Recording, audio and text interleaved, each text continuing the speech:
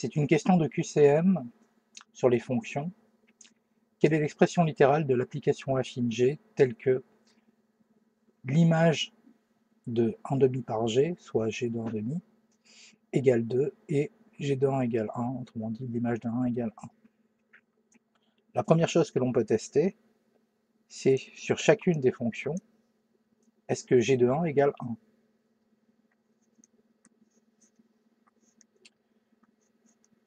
Supposons que G de x égale 2x plus 3,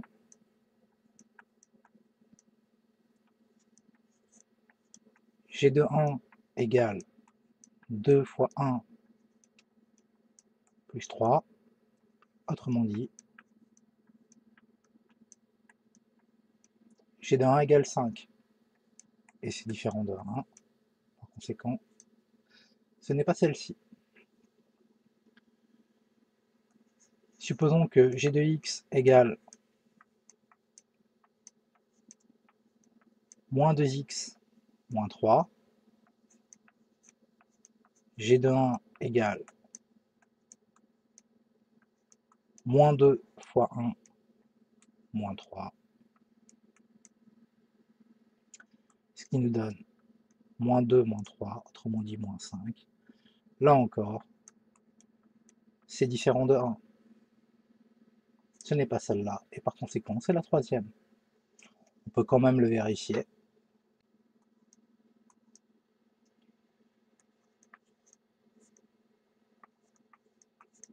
G de x égale moins 2x plus 3. G de 1 demi est égal à moins 2 fois 1 demi plus 3. On fait une simplification croisée. Et il nous reste G de 1 demi égale moins 1 plus 3. Autrement dit 2. La première condition est respectée. Il ne reste plus qu'à regarder si la seconde est aussi respectée.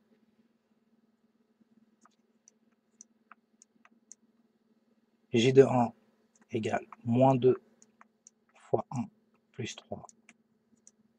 Moins 2 plus 3, ça fait bien 1. La deuxième condition est respectée.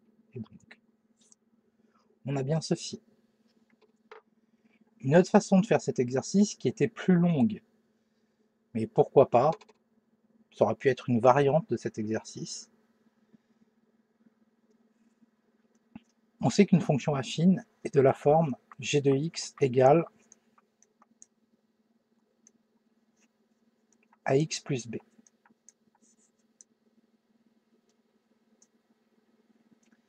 Si on a deux informations, par exemple g de xa égale ya et g de xb égale yb,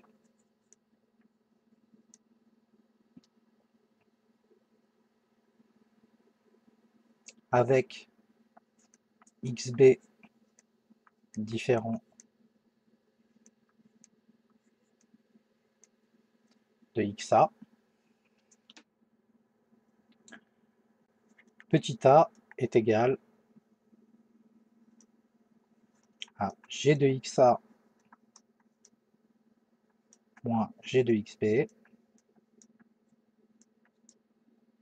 le tout divisé par xa moins xb. Petit a, dans notre exercice, avec les valeurs choisies, par exemple, je choisis xa égale 1 demi et xb égale 1, cela nous donnait g de 1 demi moins g de 1, le tout divisé par 1 demi moins 1. Ainsi, petit a était égal à, je réécris, g de 1 demi moins g de 1 divisé par 1 demi moins 1. Petit a était égal à 2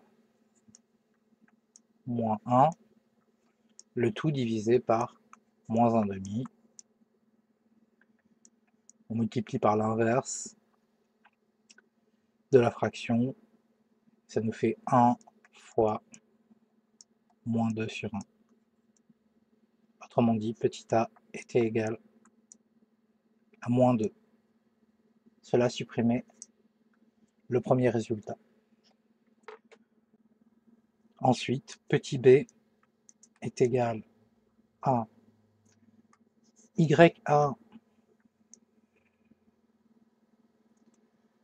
moins petit a fois xa, et avec ce que j'ai choisi, cela donnait 2 moins petit a, on vient de le calculer, il était égal à moins 2, fois xa, qui était égal à 1 demi. Petit b est donc égal à moins 2, ça fait plus 2. Les deux se simplifient par simplification croisée. 2 plus 1, 3. Finalement, on a A et B. On peut conclure. G de x égale moins 2x plus 3. Et on retombe sur le même résultat. Vous pouvez remarquer que cette méthode est beaucoup plus lente et n'a que très peu d'intérêt dans cet exercice. Par contre, c'est une méthode qu'il faut connaître pour le brevet BFEM du Sénégal.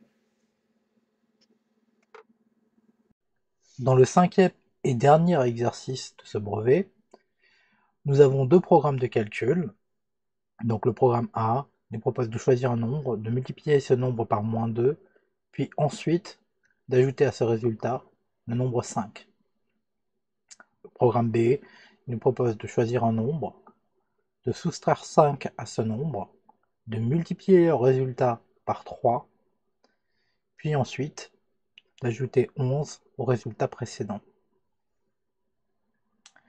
Donc la première chose qui est demandée, c'est montrer que si on choisit moins 3 comme nombre de départ, le résultat obtenu avec le programme A est 11.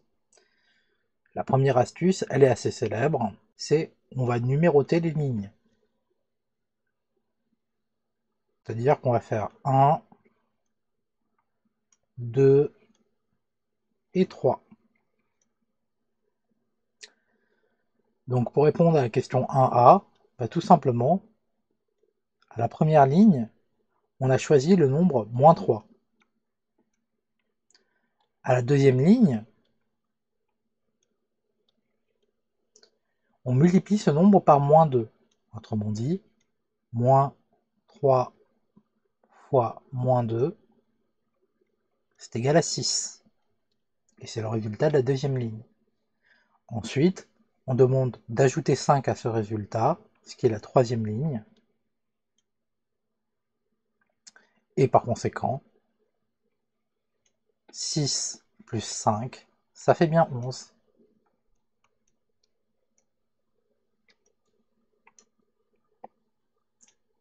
On a fini la question 1A. Maintenant, si on attaque la question 1B, quel est le résultat obtient-on avec le programme B si on choisit 5,5 comme nombre de départ? Donc je vais changer de couleur pour cela. Je refais la même chose. Je numérote les lignes. 1, donc c'est la ligne 1, la ligne 2, la ligne 3 et la ligne 4.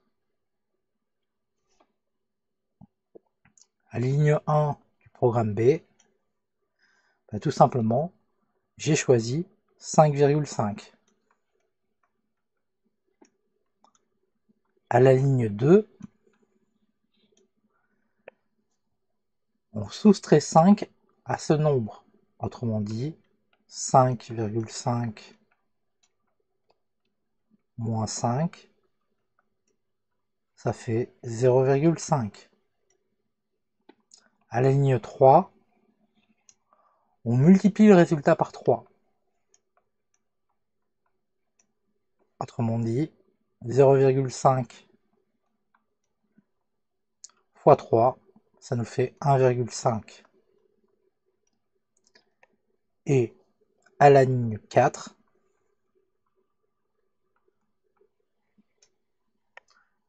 ajouter 11 au résultat. Bah, tout simplement, on fait 1,5 plus 11 et ça nous donne 12,5.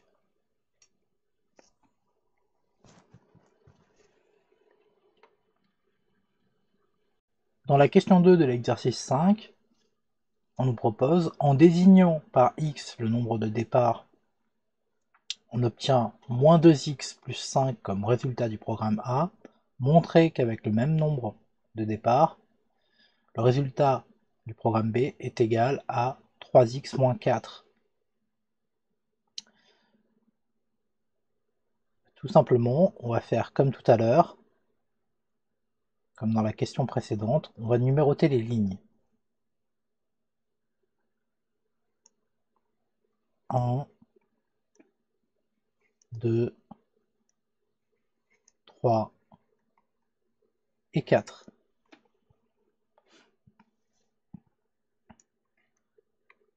Donc au départ, on choisit un nombre, mais en fait ce nombre est x, comme si c'était une inconnue ou une variable plutôt en informatique.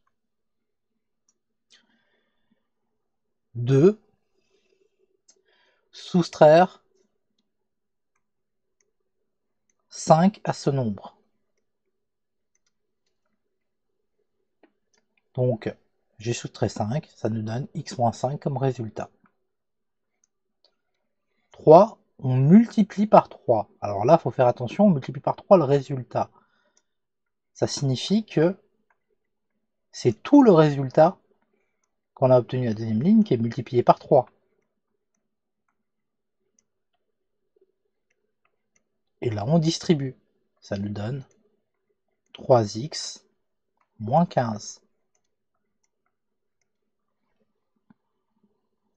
Pour rappel, on fait x fois 3, ce qui nous donne 3x, et moins 5 fois 3, ce qui nous donne moins 15.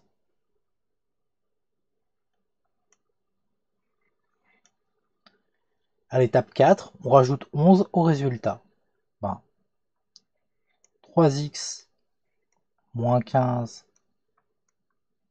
plus 11. Moins 15 plus 11, ça fait moins 4. Ce qui nous donne bien le résultat souhaité de 3x moins 4.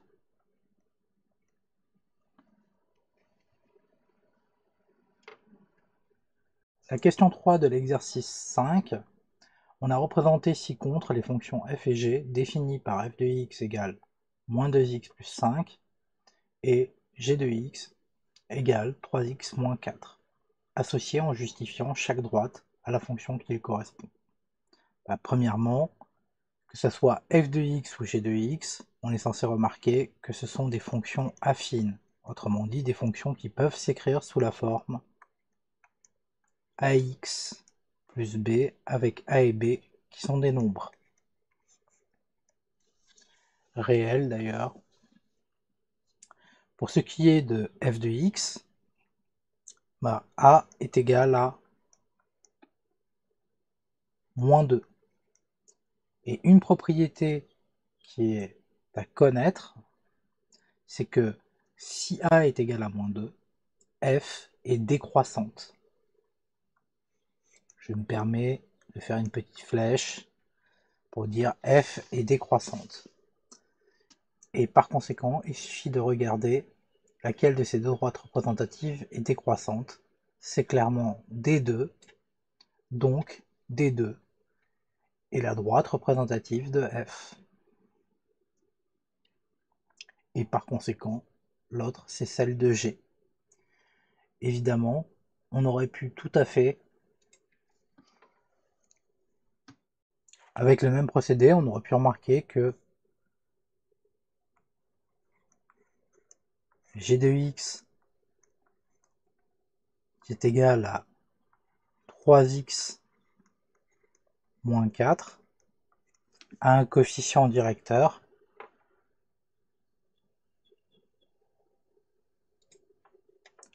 petit a qui est égal à 3.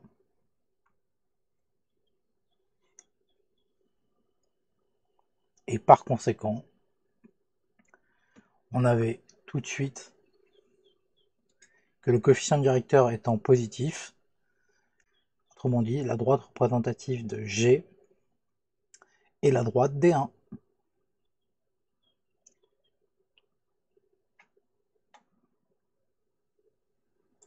Pour ce qui était de la question B, par lecture graphique, donner le plus précisément possible le nombre dont l'image est la même par la fonction f et la fonction g, normalement vous êtes censé savoir ceci par cœur. Il suffit de regarder le point d'intersection.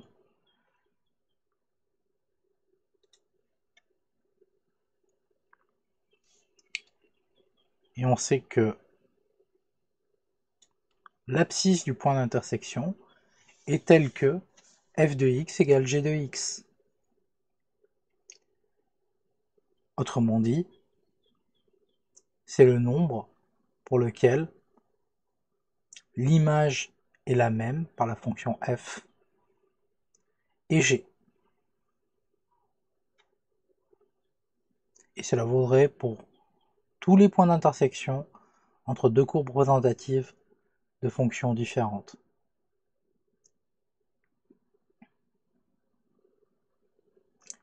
Donc ici, on lit à peu près et on a l'impression que ça fait dans les 1,9, je dirais.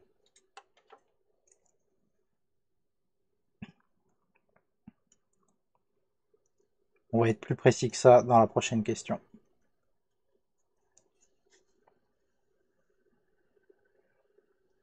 La question 3 de l'exercice 5, on a représenté ci-contre les fonctions f et g définies par f de x égale moins 2x plus 5 et g de x égale 3x moins 4, associées en justifiant chaque droite à la fonction qui lui correspond. Premièrement, que ce soit f de x ou g de x, on est censé remarquer que ce sont des fonctions affines, autrement dit des fonctions qui peuvent s'écrire sous la forme ax plus b avec a et b qui sont des nombres réels d'ailleurs. Pour ce qui est de f de x, a est égal à moins 2. Et une propriété qui est à connaître, c'est que si a est égal à moins 2, f est décroissante. Je me permets de faire une petite flèche pour dire f est décroissante. Et par conséquent, il suffit de regarder laquelle de ces deux droites représentatives est décroissante. C'est clairement D2, donc D2 est la droite représentative de f. Et par conséquent, l'autre, c'est celle de G. Évidemment, on aurait pu tout à fait, avec le même procédé, on aurait pu remarquer que G de x qui est égal à 3x moins 4 a un coefficient directeur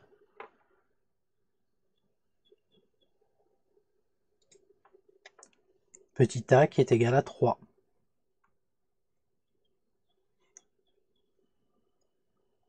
Et par conséquent, on avait tout de suite que le coefficient directeur étant positif, autrement dit, la droite représentative de G est la droite D1.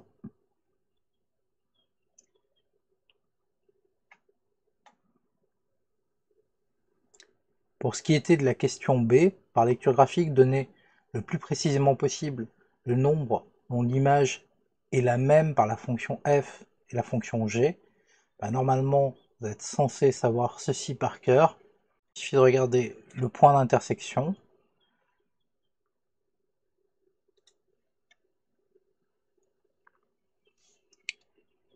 Et on sait que l'abscisse du point d'intersection est telle que f de x égale g de x. Autrement dit, c'est le nombre pour lequel l'image est la même par la fonction f et g. Et cela vaudrait pour tous les points d'intersection entre deux courbes représentatives de fonctions différentes.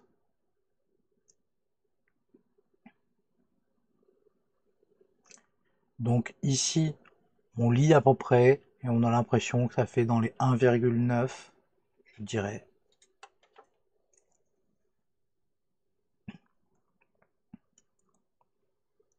On va être plus précis que ça dans la prochaine question.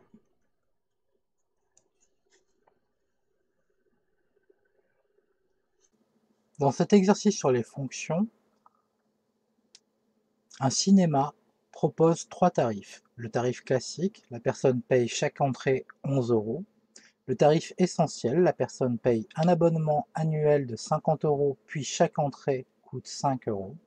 Le tarif liberté, la personne paye un abonnement annuel de 240 € avec un nombre d'entrées illimité. Avec le tarif classique, une personne souhaite acheter 3 entrées au cinéma. Combien va-t-elle payer? 3 fois 11, soit 33 €.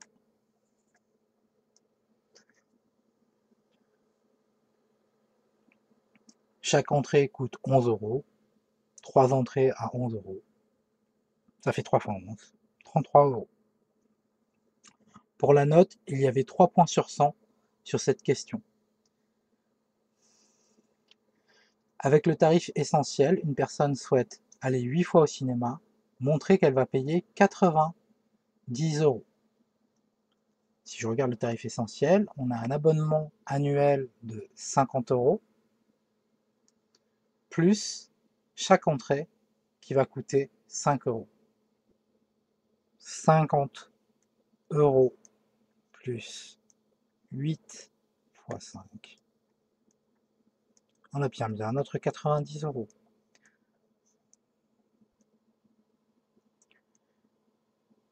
Bon, n'oubliez pas de faire une petite phrase, hein, que ce soit pour la première ou la seconde question.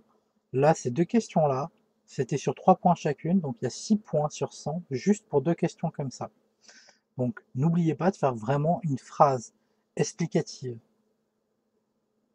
Le forfait est à 50 €, chaque place coûte 5 €.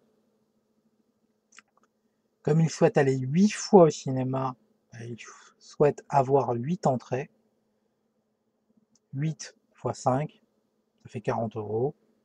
50 plus 40 €, ça fait bien 90 €. Et vous précisez tout. Là, je me permets de le faire vraiment de façon rapide pour que vous puissiez réviser, mais faites attention.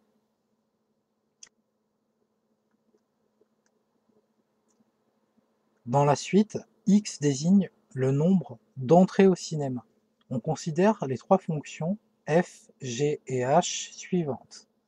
F de x égale 50 plus 5x, g de x égale 240, h de x égale 11x. Associer sans justifier chacune de ces fonctions au tarif correspondant. Alors on a dit sans justifier, vous pouvez le faire vraiment au feeling presque. Pour la première fonction, il y a 50 plus 5x. Le seul où on parle de 50, c'est le tarif essentiel. Mais si on traduit, c'est 50 € plus 5 fois le nombre d'entrées. C'est bien ce qui est écrit, la personne paye un abonnement annuel de 50 €, puis chaque entrée coûte 5 €. Pour la fonction g, g de x égale 240, ce qui veut dire que c'est une fonction constante, il y a tout le temps le même tarif, quel que soit le nombre d'entrées. Bah, tout simplement, on regarde l'endroit où il y a 240, et surtout, on regarde bien que ça correspond. La personne paye un abonnement annuel de 240 € avec un nombre d'entrées illimité, bah c'est bien cela. Dans l'idée, si elle allait 1 million de fois au cinéma, ça lui coûterait 240 €. Bon, c'est pas vraiment possible, mais c'est l'idée. Et justement, lorsqu'on dit x égale 240, ou g de x égale 240, pardon, et justement, lorsqu'on dit g de x égale 240, ça veut dire que pour n'importe quel nombre, le résultat sera 240. On payera 240 €, quel que soit le nombre d'entrées. Finalement, par élimination, évidemment, h de x égale 11x, ben, c'est le tarif classique. Toutefois, si vous voulez analyser et justifier, h de x égale 11x, comme x est le nombre d'entrées au cinéma, 11x c'est 11 fois x, et donc pour chaque entrée, je paye 11 €. h de x égale 11x, si je remplace x par 1, et que je calcule l'image de 1, bah ça me fera 1 €. Et une place de cinéma coûte 11 €. Si je remplace x par 2, donc que je calcule l'image de 2, ça va faire 11 fois 2, soit 22 €. Il y avait une seconde partie à cet exercice où on faisait de l'analyse graphique. On avait déjà une représentation graphique qui était donnée. Donc ici, vous pouvez voir hein, la représentation graphique. La droite D1 représente la fonction correspondant au tarif classique. Je rappelle que c'était la fonction h de x égale 11x. La droite 2 représente la fonction correspondant au tarif essentiel. Je rappelle que c'était 50 plus 5x. Et la droite D3 représente la fonction correspondant au tarif liberté, c'est-à-dire g de x égale 240. Quel tarif propose un tarif proportionnel au nombre d'entrées? Il faut rappeler qu'une situation de proportionnalité est représentée graphiquement par une droite passant par l'origine. L'origine étant le point d'abscisse 0 et d'ordonnée 0.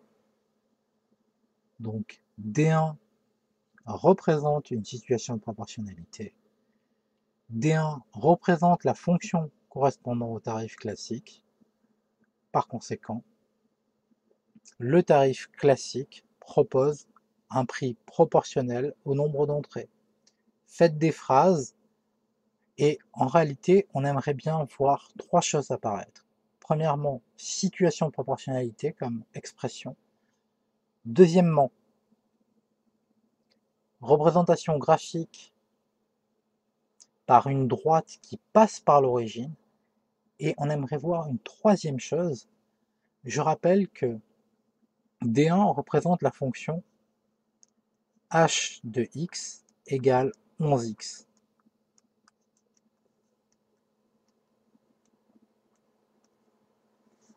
Or, cette fonction est linéaire. Et par conséquent, on aimerait une petite phrase en disant que la droite D1 représente une fonction linéaire. Car en fait, c'est un triplet. Une fonction linéaire représente une situation de proportionnalité. Une droite passant par l'origine représente une situation de proportionnalité. Et une fonction linéaire est représentée par une droite passant par l'origine. Voilà pourquoi on aime bien que les trois arguments soient posés. Ils se renvoient entre eux. Pour les questions suivantes, aucune justification n'est attendue, mais tout de même, avec 150 €, combien peut-on acheter au maximum avec le tarif essentiel? Le tarif essentiel, c'est représenté par la droite D2. Ce que l'on fait, c'est que l'on trace une droite horizontale à partir du tarif de 150 €. On regarde à quel endroit la droite D2 et cette droite horizontale se coupent. Donc c'est ici. Et ensuite, on descend à la verticale pour lire le résultat. Autrement dit, on peut acheter 20 places de cinéma ou 20 entrées de cinéma avec 150 € en utilisant le tarif essentiel. Alors bien sûr, c'est 20 places au maximum. Donc on peut même vérifier le résultat. Le tarif essentiel était représenté par la fonction f de x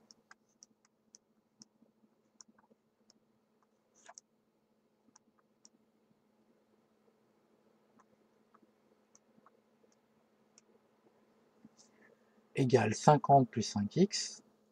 Je rappelle que c'est une fonction affine car elle a bien sûr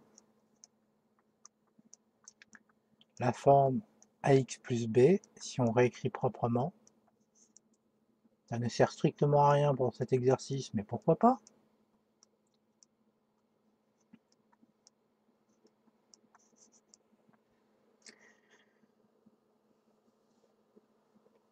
Et ensuite, on peut calculer f de 20, et f de 20, ça fait bien 5 fois 20 plus 50, soit 100 plus 50, soit 150.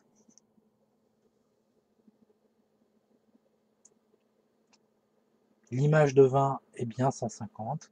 20 entrées coûtent 150 € avec le tarif essentiel.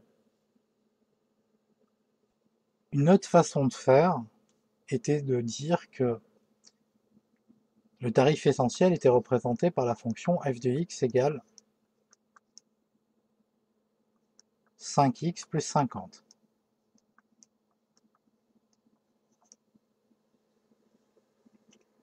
On se pose la question, pour 150 €, combien de places je peux acheter?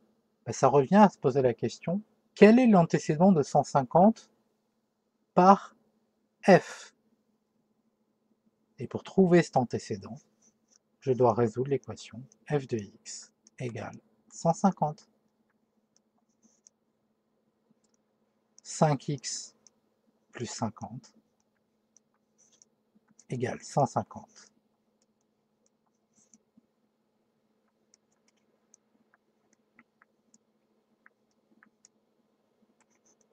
« 5x égale 150 moins 50. 5x égale 100. Je divise par 5. Je divise par 5. Les deux 5 ici se simplifient. Il ne reste plus que 100 sur 5, soit 20. Essayez d'un peu me présenter sur la fin, hein, faites plusieurs lignes. Là, je veux que ça tienne sur une feuille. Donc, voilà.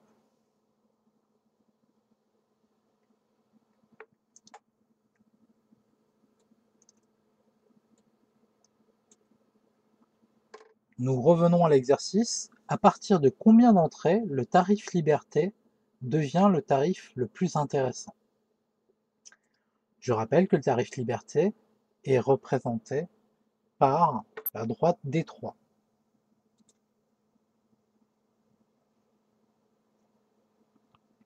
Et une chose qu'il faut analyser, le plus intéressant dans l'idée ici, c'est le tarif le plus bas. Le tarif liberté, c'est 240 €. Donc c'est à quel moment que la droite représentant D3 est plus basse que la droite D1 et D2. Je dis plus basse pour faire simple, mais je devrais dire en dessous d'eux. Bah, tout simplement, c'est à partir de ce moment-là.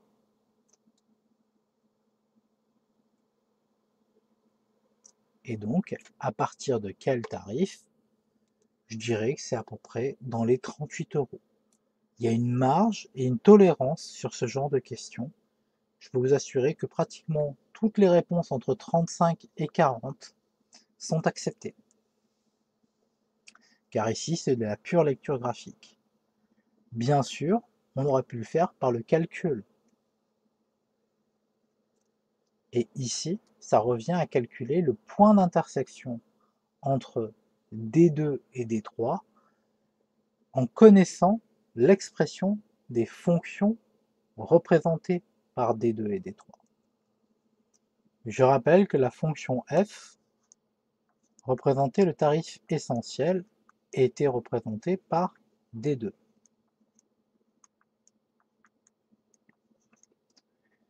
Et que la fonction g représentait le tarif liberté.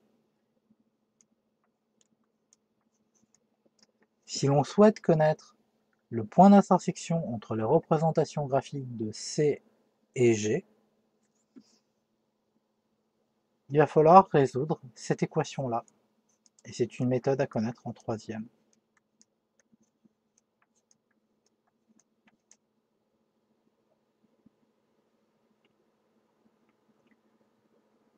Une fois que l'on a ceci, on résout l'équation.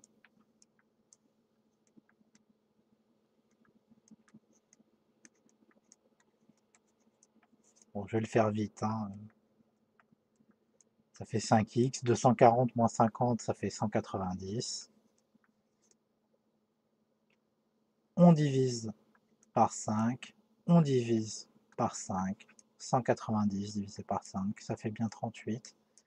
Et donc, on peut avoir 38 places, certes, et c'est à partir de 38 places ou 38 entrées au cinéma que le tarif liberté devient le plus intéressant. Vous voyez, ça c'est une façon formelle de le faire. Vous êtes libre, on ne demandait pas de justification, on pouvait faire que de la lecture graphique, ça passait.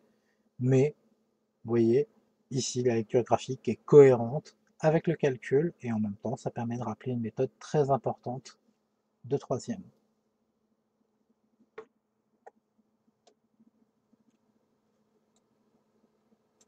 Revenons à l'exercice. Si on décide de ne pas dépasser un budget de 200 euros, quel est le tarif qui permet d'acheter le plus grand nombre d'entrées? Alors premièrement, première remarque, très simple, si on décide de ne pas dépasser un budget de 200 euros, on ne peut pas se payer le tarif liberté qui est à 240 euros. 240 euros, c'est strictement supérieur à 200 euros, donc lui est tout de suite éliminé. Et maintenant, on va voir ce qui se passe avec un budget de 200 euros.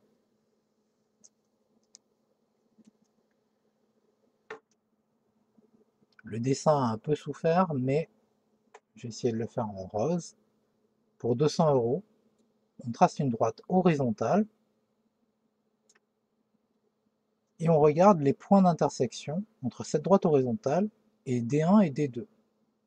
Clairement, c'est pour la droite D2 que l'on va avoir le plus d'entrées. Il suffit simplement de lire ici.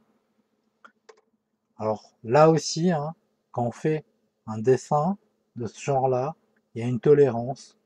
Vous voyez, ici, pour 200 euros, une trentaine de, de places auraient été acceptées, mais j'aurais envie de dire, allez, entre 25 et 35, à mon avis, tout était accepté.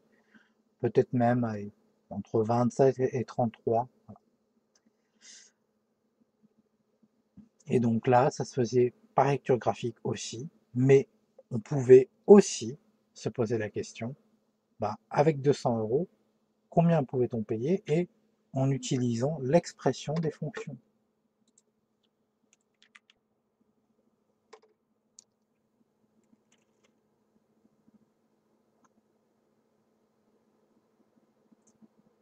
Nous y avons le tarif essentiel qui est représenté par la fonction f depuis le début, c'est-à-dire dont l'expression est 5x plus 50. Et nous avons le tarif classique qui est représenté par la fonction h.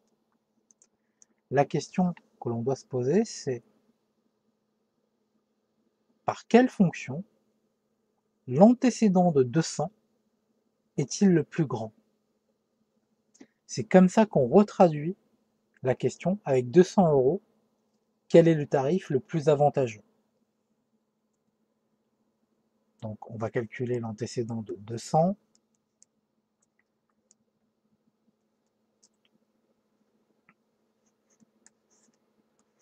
par f, et donc ça nous donne 5x plus 50 égale 200, 5x égale 200 moins 50 soit 150, je divise par 5, je divise par 5, je simplifie, ce qui fait que x est égal à 30. Maintenant, si je refaisais la même chose avec h de x, dont l'expression est 11x, je cherche l'antécédent de 200,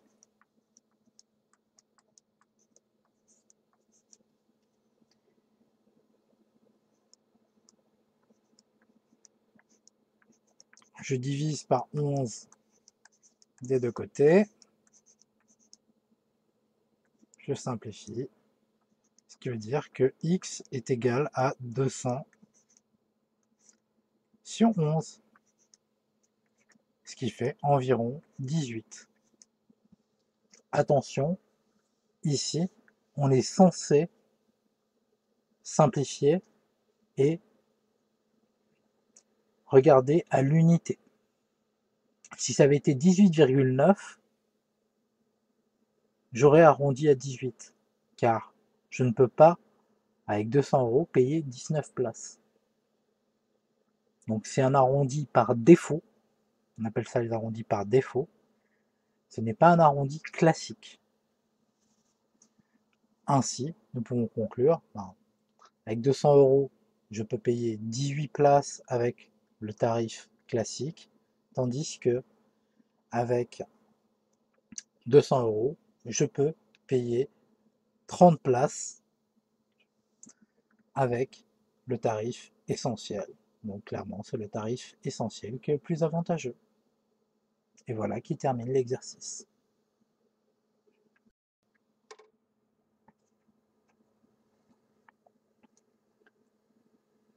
Dans cette question, elle était à peu près sur 5 points sur 100. On avait une fonction affine, f, qui avait pour représentation graphique la courbe C de f ci-contre. Et on nous proposait 4 expressions pour la fonction f. La première chose que l'on peut remarquer, c'est que la fonction f a une représentation graphique qui passe par le point que je vais appeler A, et ce point a une particularité, c'est qu'il est sur l'axe des ordonnées. Toutes les fonctions proposées sont des fonctions qui ont cette tête-là. F de x égale petit a x plus b. Autrement dit, ce sont toutes des fonctions affines.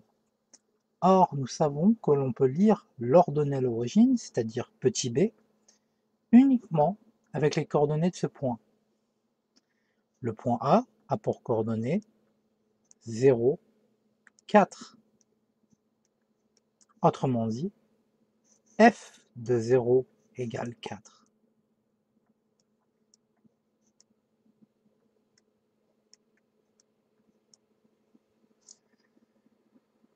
Ce qui signifie que l'ordonnée à l'origine est 4.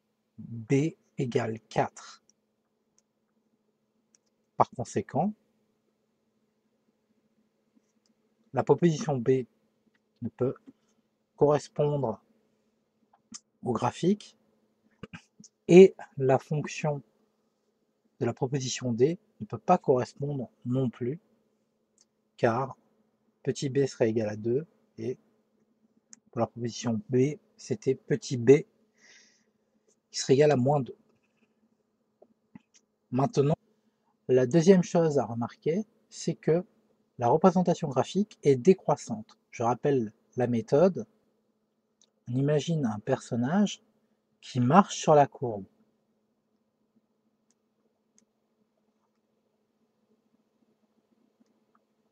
Et qui avance, autrement dit, qui va de gauche à droite. C'est ça avancer. Que se passerait-il? Il descend. Et s'il descend, ça signifie que la droite est décroissante, ou plutôt que la fonction représentée est décroissante.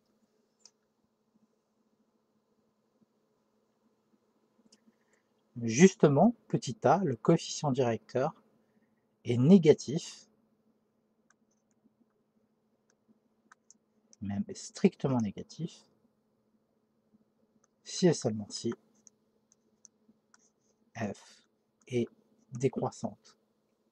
Dans la proposition A, petit a est égal à 2, qui est strictement positif, on devrait avoir une représentation graphique d'une droite qui monte, en quelque sorte, voilà, pour faire simple, donc ce n'est pas possible. Il ne reste plus que la dernière proposition, qui est la C. Vous voyez, ceci est une procédure pour identifier la représentation graphique d'une fonction affine. Je rappelle que les fonctions affines sont représentées par des droites non verticales.